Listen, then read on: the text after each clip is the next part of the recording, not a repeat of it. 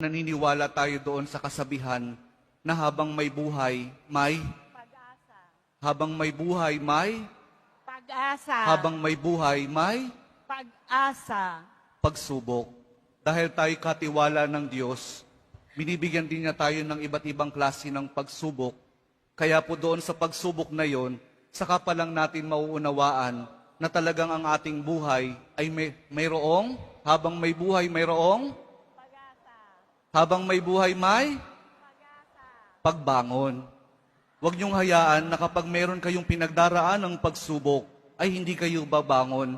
Kailangan meron tayong pagsumikap na pagtsatsagaan natin yung ating mga pagsubok na pinagdaraanan.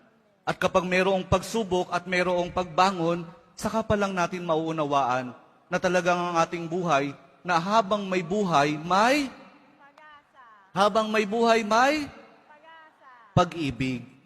Ang pag-ibig na nagmumula kay Jesus lamang sa ating mahal na poong Jesus Nazareno.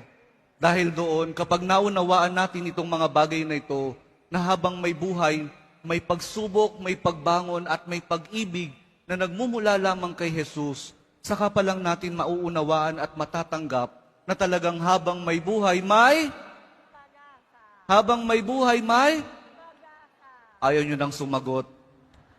Pag